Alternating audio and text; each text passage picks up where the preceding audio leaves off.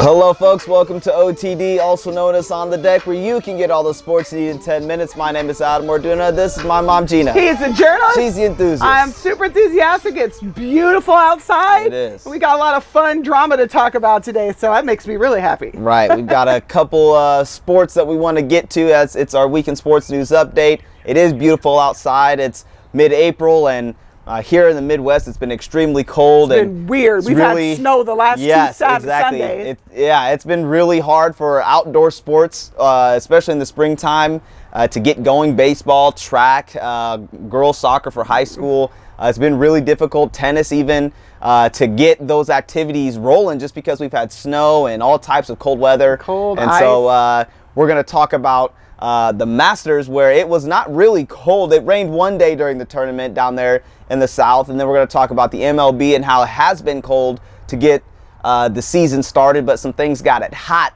some fighting there. Heated up. And then we're going to talk a little bit of the NBA as the playoffs will kick off this weekend, or start this weekend, tip off this weekend.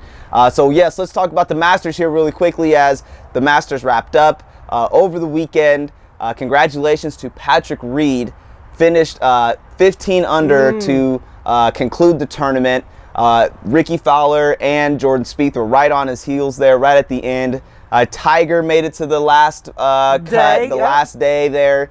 And didn't have a great outing necessarily, but still played well enough to make the cut and played well in the last round on Sunday. But Patrick Reed, young guy from Texas, went to Augusta National, where that's where the Masters tournament is held. Won 2 national championships for that golf for their golf program, and now finally one of his first Masters. So that was really cool. What were your quick thoughts on the Masters? Well, my thoughts were I was right.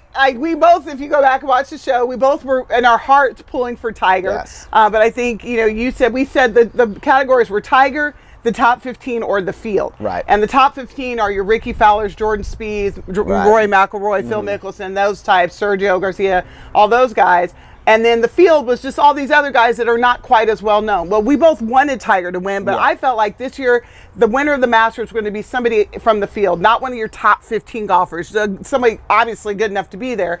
And turned out I was right. Patrick Reed took it at minus 15. But everybody knows who watches us. My favorite player is Jordan Spieth, and your favorite player is Ricky Fowler, outside of Tiger. We're always Tiger people. And our guys finished back-to-back. They did. Your guy finished 13 under, or 14 under rather, and my guy finished 13 under. Yeah, exactly. And just like you said, Tiger he did well the first day. The second day kicked him hard, and then day 3 he kind of was kicking it back in. But he finished 3 birdies in a row to finish out the Masters. So we're seeing that the old Tiger's in there. Absolutely, he's coming out. So he's coming back. He's had some good tournaments. Finished top 5. I picked Bubba Watson to win because he had been on a streak. But I was obviously rooting for Ricky Fowler. I just kind of figured out of that top 15 grouping, somebody would come out. But yeah, you were right. Someone out of the field came through, and Patrick Reed got the gold jacket this time around. So congratulations to him. That was awesome. The green jacket. Ticket. Yep. Well, can I start this one? Yes, absolutely. Please do. Break this section down. Yes. Major League Baseball. My son was a reporter for KQ2, sports anchor. Covered the opening day for the Kansas City Royals, and it was miserable. It was cloudy, overcast, drizzly, and it has been all over the place. And it was like 40-something degrees with a wind chill in the third. It was just terrible. Well, it's been like that everywhere. We've had snow outs. Over that opening weekend, they snowed out the second game. Yep. People have been snowed out. Chicago, they're writing in the snow on the field. Yep. The Yankees, everybody's been snowed out. But like you introed it, it's been hot in other places. Now they're finally able to play, and they're clearing the benches in week 2.5. Yep. Clearing the bench. You haven't had enough of the season to be mad yet. Correct. And they're already so. Let's start with the Yankees and Red Sox, because this is the rivalry. They don't like each other anyway. But here you go. You got Tyler Austin apparently comes in and spikes Brock Holt.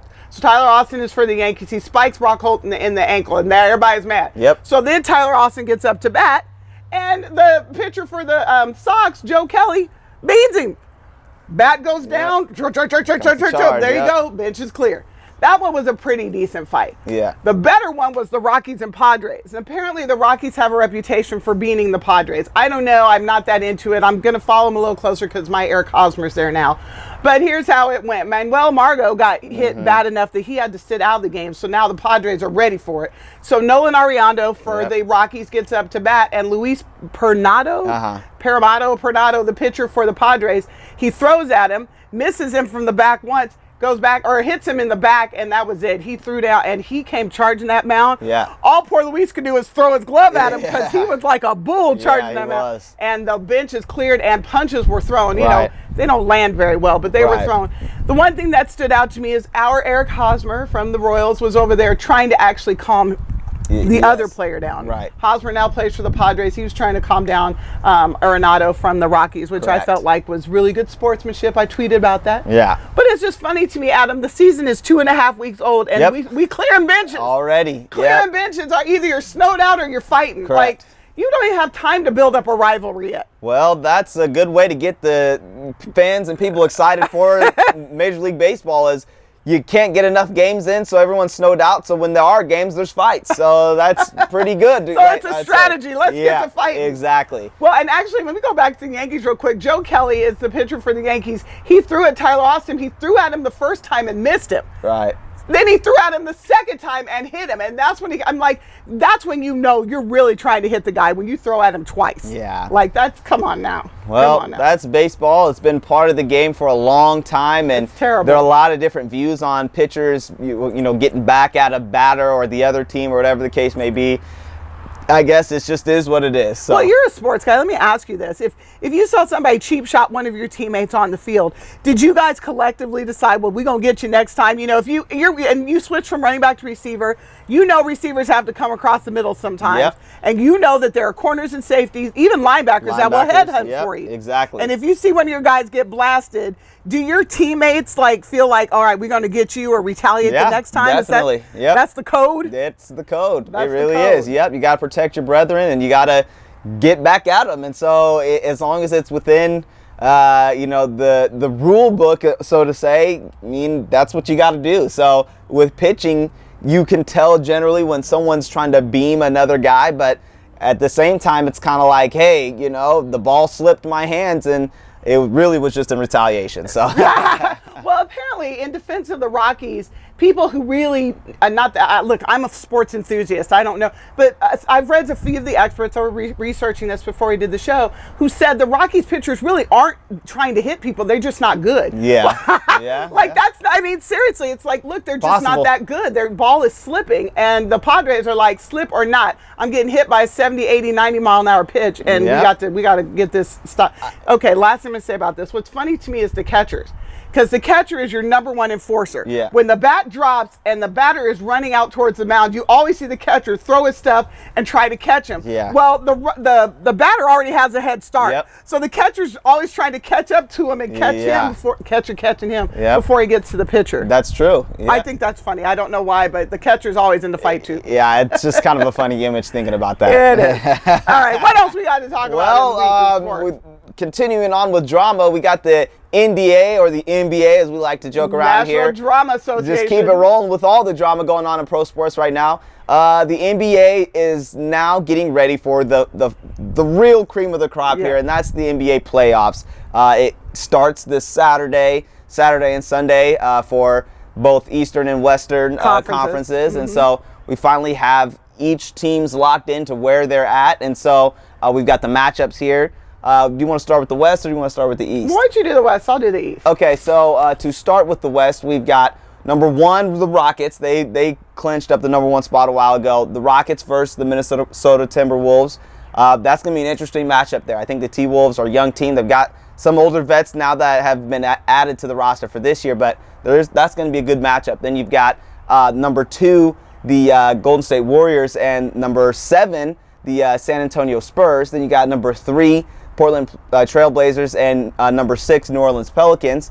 And then you've got number four, the Oklahoma City Thunder, and then number five, the Utah Jazz. So the West has some interesting matchups there. They definitely do. We'll see kind of how things play out. What about the East? Just giving a little shout out for your next show, which we're going to go Facebook Live with as well. We're going to break all these down, but just to give the weekend sports news update on the East, the Cavs are not number 1. It is the Raptors. They're going to take on number 8 Washington Wizards. Then number 2, the Celtics, also not the Cavaliers, will be taking on number 7 the Milwaukee Bucks. Then number 3, the 76ers, also not the Cavaliers, will be taking on number 6 the Heat. Where did the Cavaliers? Oh, finally you hit the number 4 spot. You get the Cleveland Cavaliers facing the number 5 Pacers in the first round. Right. So that's how they match up. And like I said, if people watch your next show, we'll give you our breakdown. Do you just want to do a quick prediction in case someone doesn't check your show? Who's coming out of each side? Honestly, I mean, as long as Steph comes back healthy, I'm going to stick with the Warriors. And then for me, it's really still a no-brainer. It's going to be Cleveland. I think everybody needs to get ready for a Warriors Cavaliers final showdown again. Yeah, I agree. I think but we'll break that all down next. Yes. You know what? I know we've got our social media posted, our On the Deck, our Twitter, our Facebook, and all that, but tune into KQ2. Check out Adam on air. You can stream it if you're not in the viewing area, KQ2.com, and we'll see you back on the deck. Exactly. Continue to follow us on all of our social media. We appreciate your time, folks, and we'll see you again. Thanks for watching.